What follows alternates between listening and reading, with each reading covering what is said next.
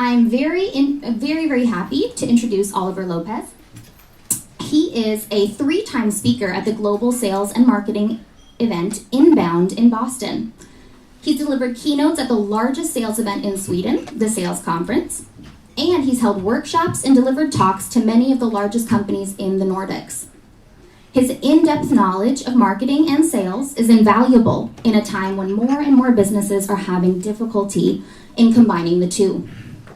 Oliver explains how these two relate to one another in concrete and easy-to-grasp terms. He recently released his book, Sell, Value, or Die, and his talk will focus on the content around that book. So, without further ado, Oliver. Thank you. So can everybody hear me? Good?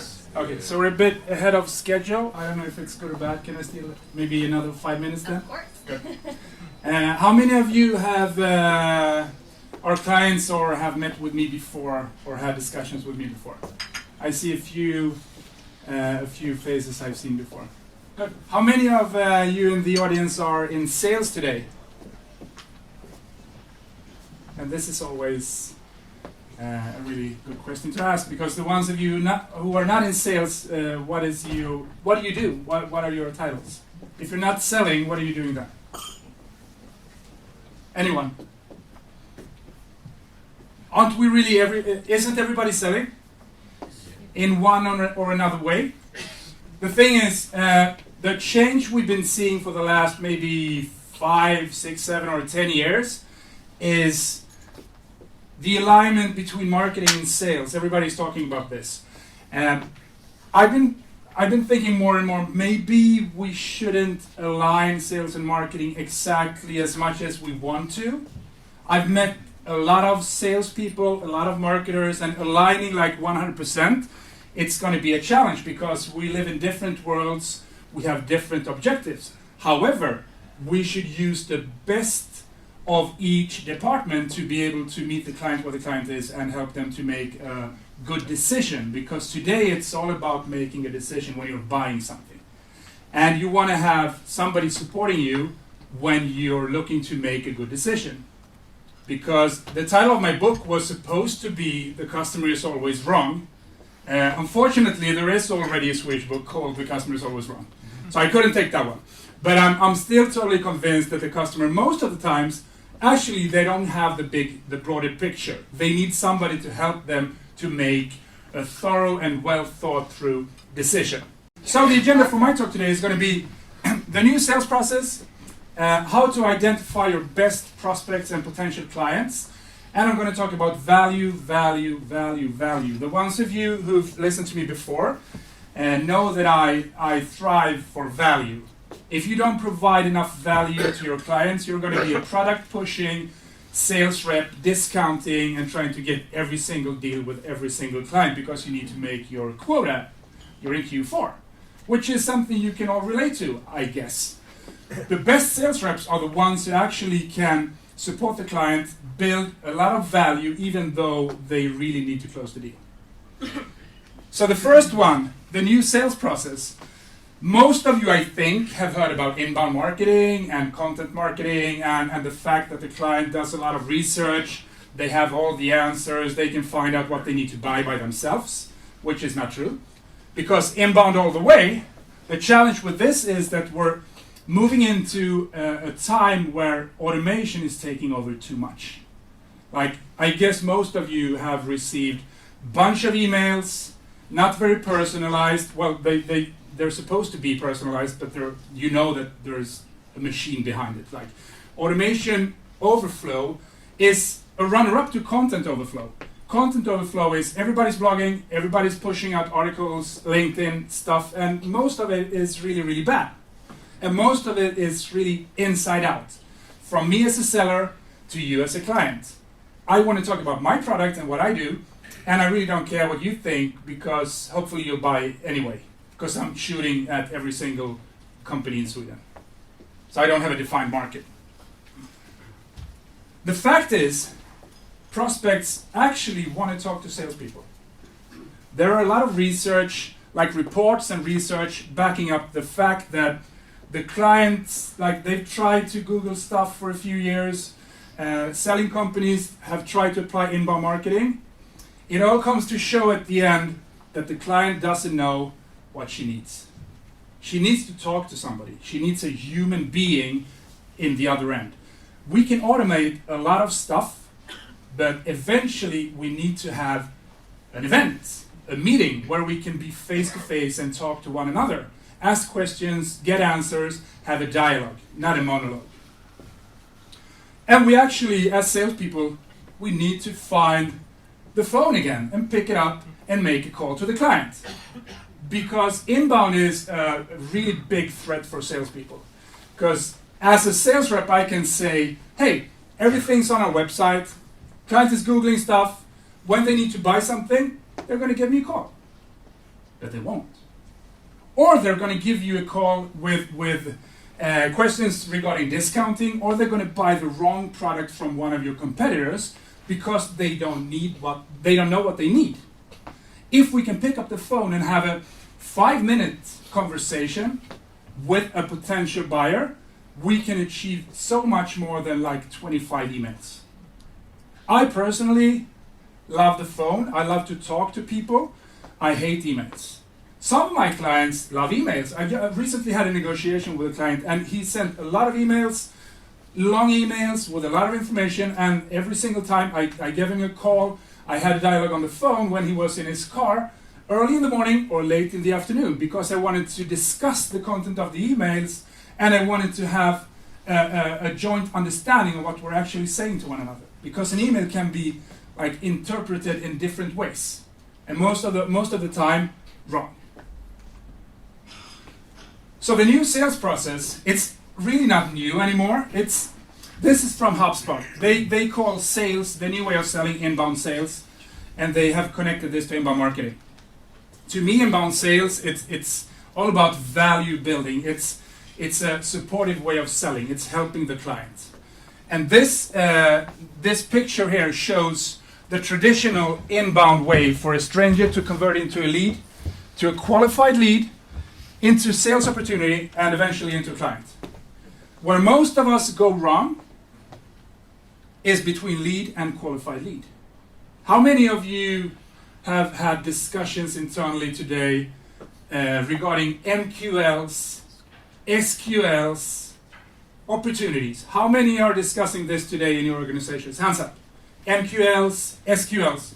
Okay, so for the ones of you who don't, this is a traditional inbound way of qualifying leads. So marketing qualified leads means basically that somebody's been doing a lot of stuff on your website. They've been doing a lot of research. They've been clicking on stuff, filling out forms, attending webinars, and they become qualified.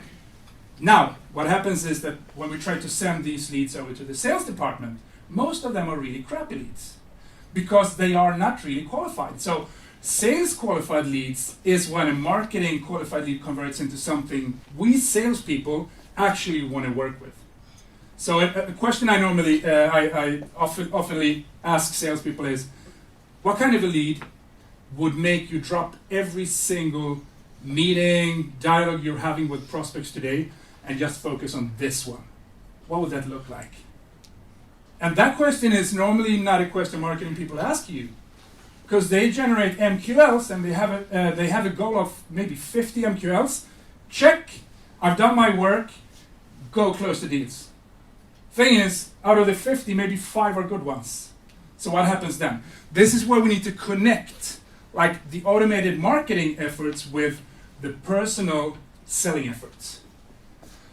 Because the reality looks like this. So, go hunt, you have a lot of leads. And the sales departments, where are they? These are crappy opportunities. These are not even leads. I want to have this, this, and this. Good. Let's sit down together and define what a good lead is. How many of you have been sitting down with the marketing department, maybe for an hour or two, defining what a good quality lead actually looks like? A few of you. 3. This is the challenge, because we're going to be so much better at closing, at conducting really good quality meetings, if we sit down with the marketing people and actually say, hey, let's define this together so that the leads you send, even if they are like 15 instead of 50, we're going to close 10 of them. That's the challenge today. So how do we actually achieve this? Well, it's about having the right people, the right person in the right seat. It's about having a process.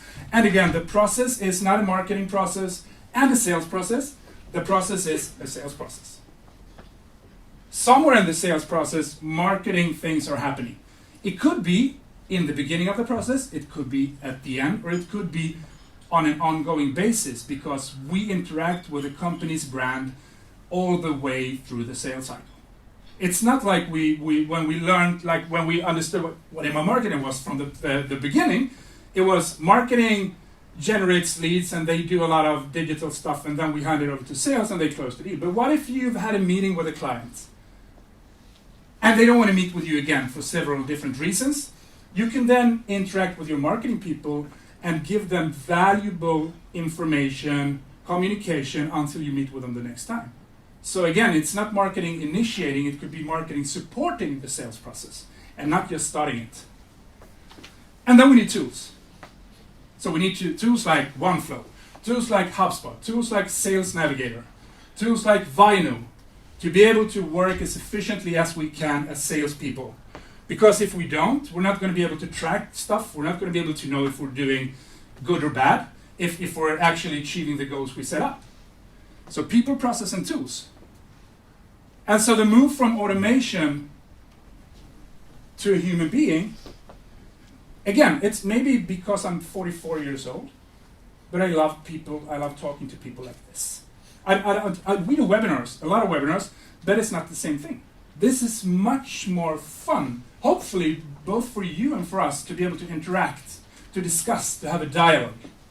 Young people today, I have a daughter, she's turning teenager in April. She's like, and even like people in our organization, younger people, they don't want to use the phone as a phone. They want to send texts. They want to do WhatsApp, Snapchat. I recently told somebody, a sales guy, during one of the workshops I had, like, you know you can call using the phone, right? And he's like, why should I do that? I'm just sending text. Yeah, thing with sending text is it's not very personal. It's not very constructive. It's a one-way communication. If you talk to somebody for only for 2.5, 3 minutes, you're going to have a valuable dialogue. And you can resolve a lot of issues on the phone. So, when a marketer today generates a lead, which turns into a marketing qualified lead, I personally think, and we work with this function, and we help a lot of our clients to define what an SDR is, a sales development representative. How many of you have heard of SDRs or BDRs before? Hand up. Most of you. How would you define what is actually an SDR? Somebody. How would you define an SDR? Somebody, hands up. Qualifier. A qualifier. An SDR is a qualifier. What kind of, what traits should an SDR have? What kind of, what knowledge should they have? Should it be a salesperson or a marketer? What do you think? If you could choose, should it be a marketer or a salesperson? Because this is somebody qualifying leads. Most of them inbound leads, or if you don't have enough inbound leads, you need to prospect for new ones. So what would you say? Salespeople? What would you say? Is this a salesperson? Combination. So this is, among the clients we've worked with and the dialogues I've had, I would say it's a pretty 50-50 match what you think this is. And specifically where you put this person. Is this somebody who's working in the sales team or in the marketing team? Because I've seen, during the last months, that actually placing a salesperson in the marketing team is a good thing. You know why? Insight. Yes, so the challenge we have had for so many years now is that marketing are doing their thing, sales, we're doing our thing, we don't talk to one another. What if we place a salesperson in the marketing team? What would happen? Or let's call it the demand generation team, which is another word everybody's using out there. Demand generation. If we place somebody who's actually a salesperson in the marketing team to make them talk to one another and to make them work as a team. I've seen this. This is probably the recommendation I would make today if you're hiring SDRs. The challenge with placing an SDR in the sales organization, what do you think that would be? What kind of a challenge would you have if you place an SDR in the sales organization? What do you think?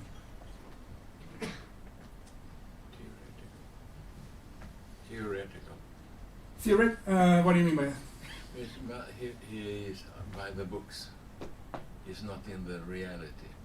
The salespeople are always close to the market. Okay. So if you place an SDR with the salespeople, okay. They cannot communicate in the right level. Because So exactly. And this is another misunderstanding I would like to point out, that an SDR is a junior inside salesperson. I don't think that. I think the SDR and the BDR is probably the most valuable person you can have in your sales organization today. If you're doing inbound. If you have a website where people are actually finding valuable stuff. So an SDR placed in a sales organization, the challenge is that the sales manager, the sales director sees this as a sales operation function, where you dump all of the crap none of the salespeople want to do in the and let the SDR do this. Junior person, maybe not very well paid. Let him prospect. Let's find phone numbers for everybody. Let's do clean the data, and we'll do the selling in the sales department. So that's a challenge. So let's say that you now have a process defined. A sales process where everybody works together in marketing and sales. How do you decide which company you want to focus on? Who are your target companies, your ideal customer profiles? This is another big challenge I'm seeing. The fact that we're trying to chase every single client who shows us any amount of interest at all. That's wrong as well, because what is wrong with chasing basically every single client out there? What does that make us as a seller? What do you think? If we chase everybody, what would you say? Why is that a bad thing? I mean, priorities, and maybe we can deliver value to them and they will be satisfied in the long run. I mean, because if you're trying to reach everybody, if you have a really good product or offering to a specific type of client, if you're trying to sell to everybody, you're not going to be as relevant to the other potential buyers, which makes them, they won't see the value you provide because you're doing the same thing for everybody. This is where, like the industry of the clients, the revenue, the culture, the last bullet. I guess most of us have really bad clients and a few good ones. I had a dialogue last week where we have a few really good examples on both ends. And I received, actually same evening, 2 emails from the 2 different clients. One made me really happy. They told me they just wanted to tell us that they're so happy with everything we're doing and they're super satisfied with our delivery. And then I got another one from a really, really demanding client who don't pay us nearly as much as the other client does, but they suck a lot of energy, like 80-20. Classical Pareto rule, 80% of the revenue comes from 20% of the clients. So why not focus on the 20% to actually give you the best revenue and the best feeling where you can work as a team and have really good and nice clients who you really want to invite to events and do stuff with. So fire your clients before they fire you. That's one of the best takeaways today. Find out who your bad clients are. Fire them before they fire you. Because you're valuable. Why should they buy stuff from you if they can do it by themselves? And if they don't appreciate what you do, maybe because you're expensive, maybe you should fire them and find clients who actually can pay. So in communication today, in the new sales process, I normally talk about 3 different things.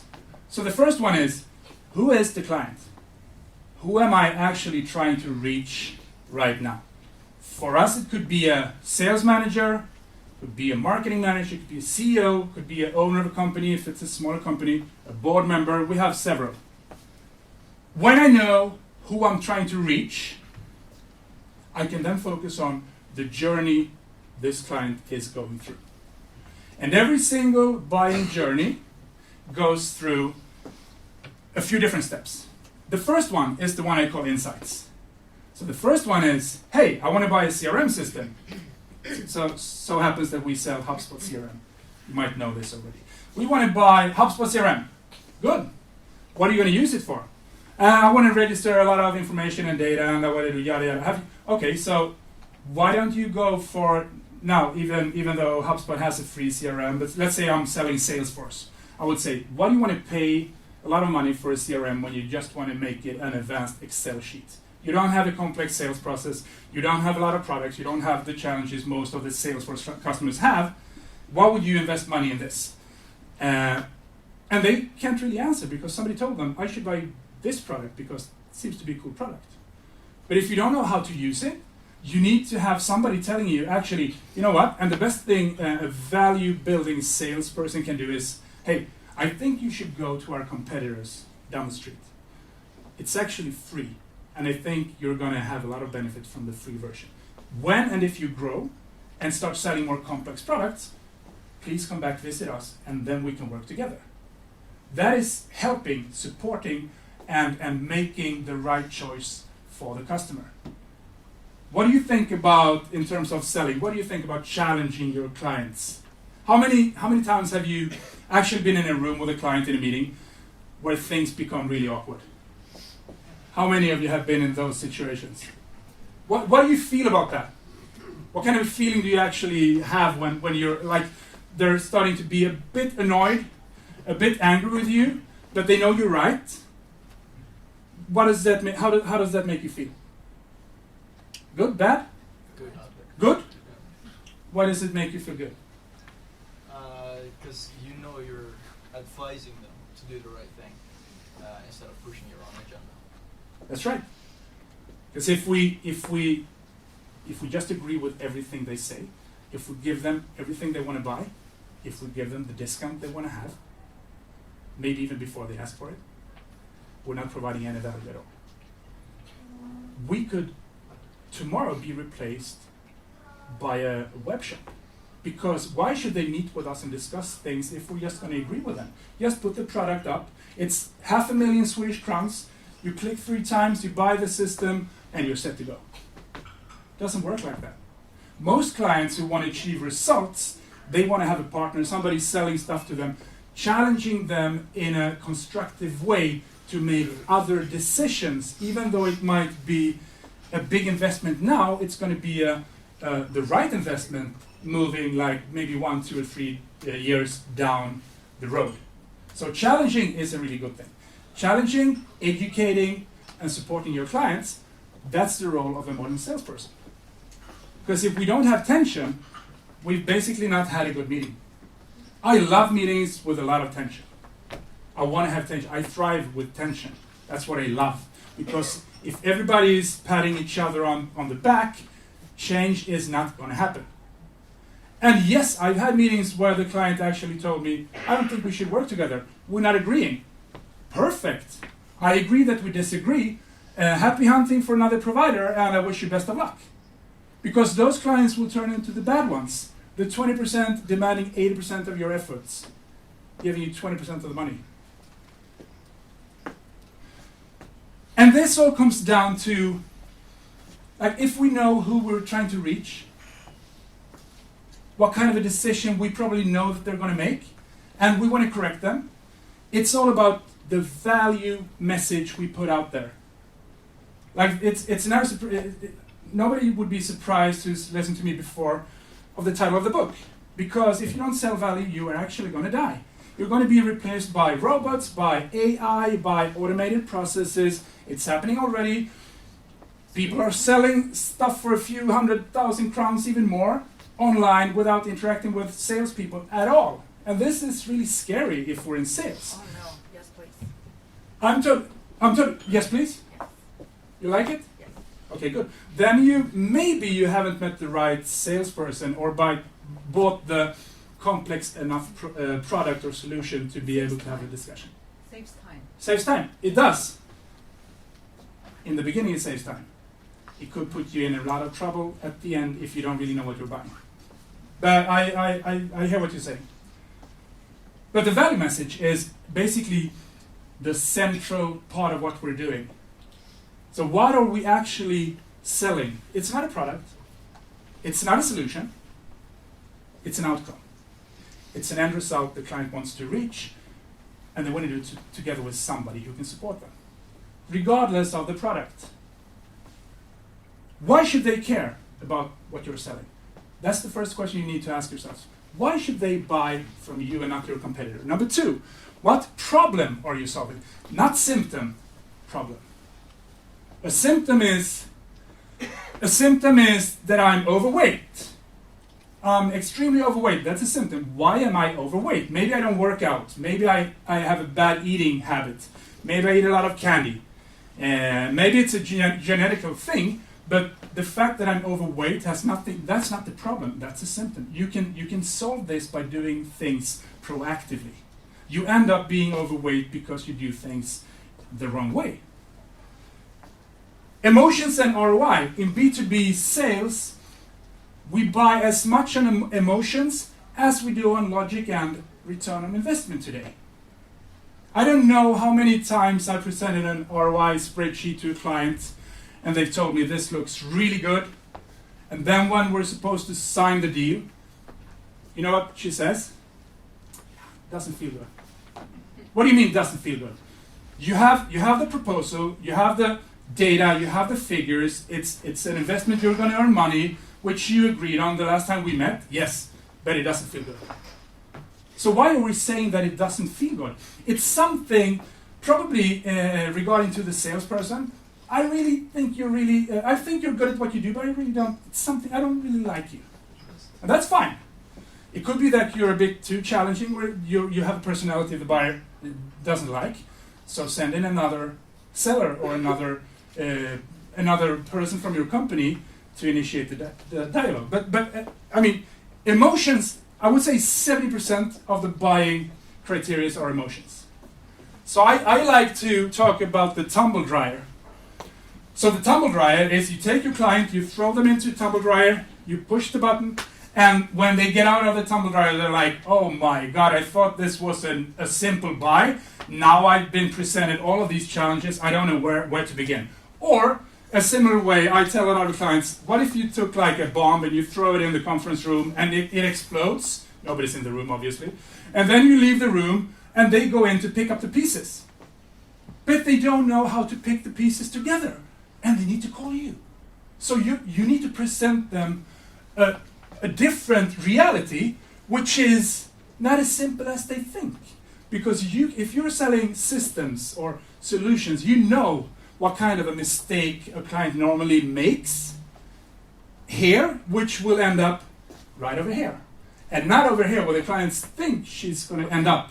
You know, you've been through these deliveries and cases. You need to tell them, stop, you need to do this and this if you want to avoid ending up here, like a few other clients actually did.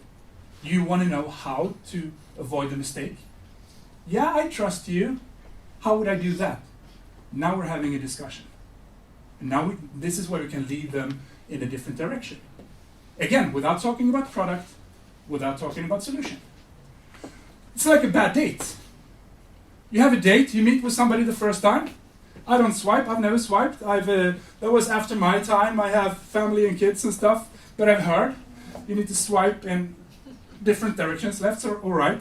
What if you meet with somebody the first time and that person talks about himself, his new job, his car, his career, his vacation, his family, everything he or she, it's often a he, everything he does. Would you meet with him again? No. So I'll give you an example. Let's say that you've been to a party and like Monday, Tuesday you meet with your friends and somebody tells you, hey, did you talk to Erik, Johan's friend?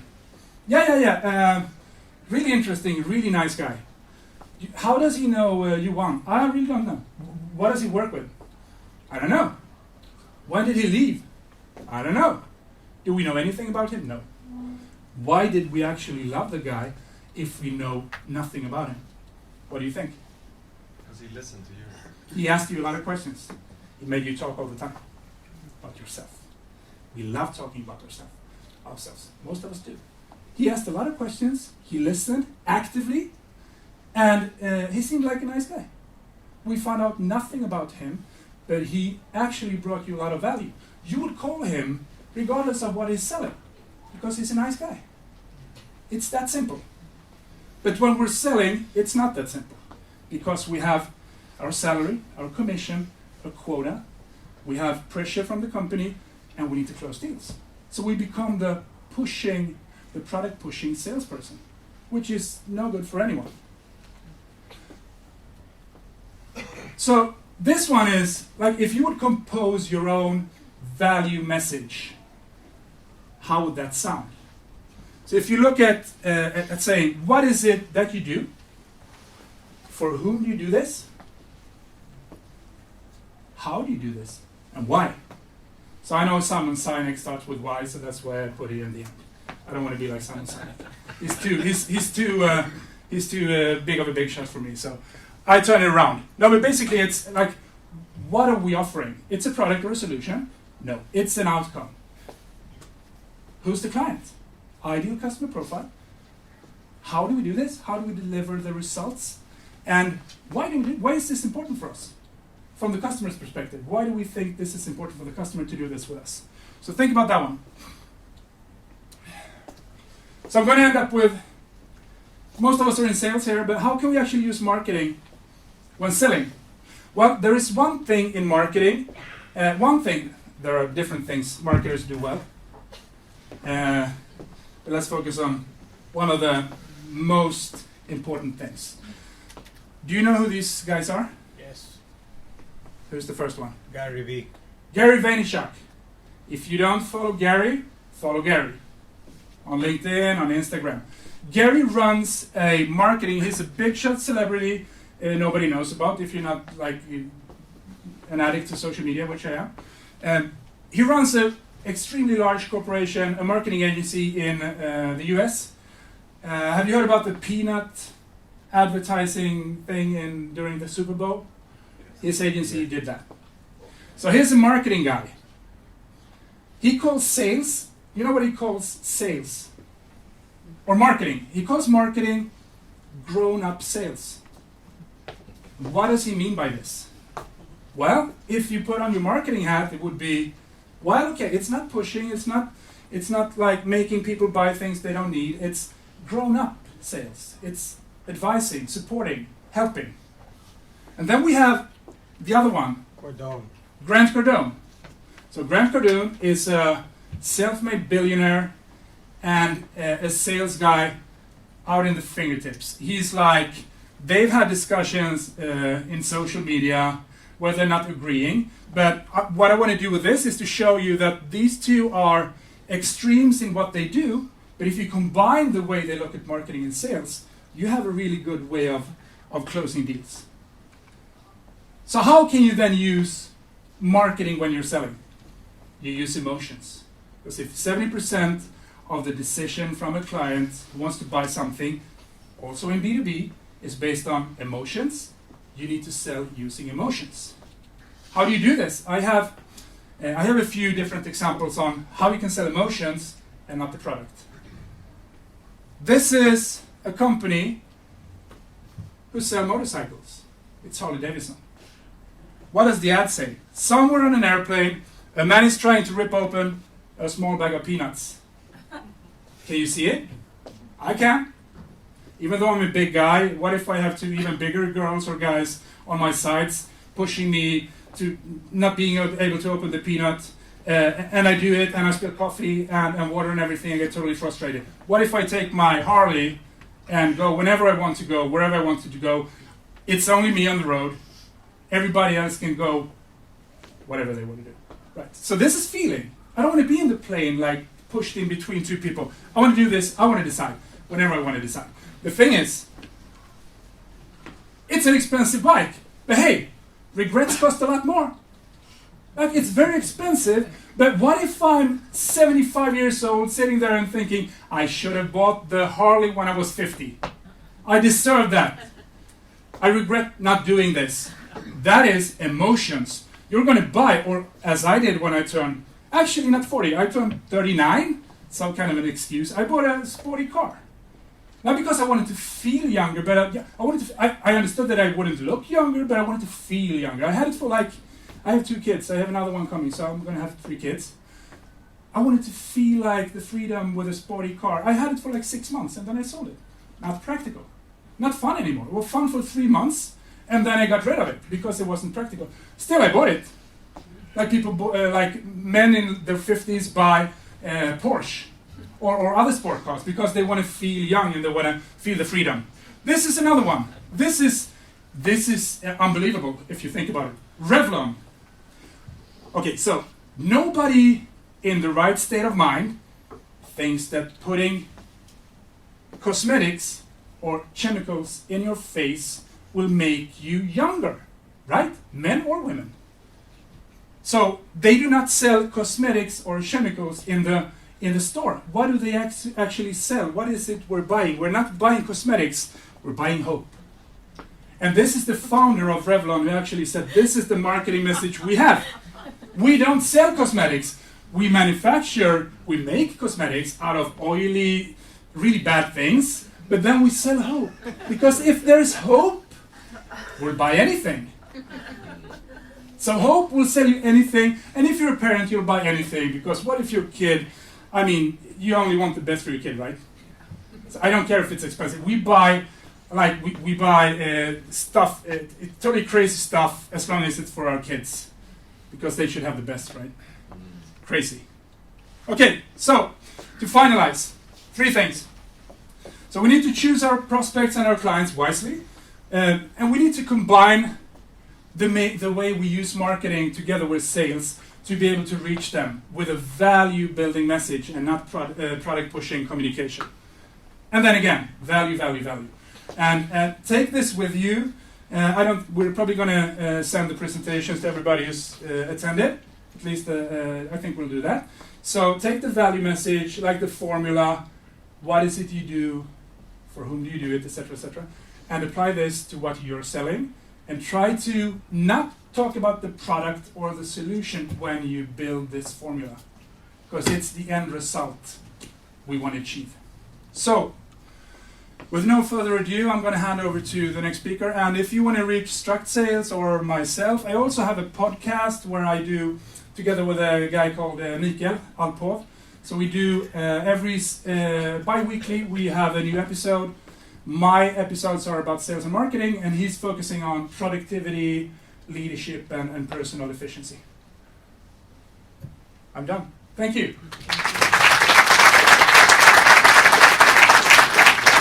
Thank you, Oliver. I, for one, can't wait to get my hands on your book. I see that there are some copies outside. Sorry. There's a book stand if you want to, have an easy read, during the weekend. It's a pretty small one. There's a book outside you can buy if you want to. Thank you. Perfect. Thank you.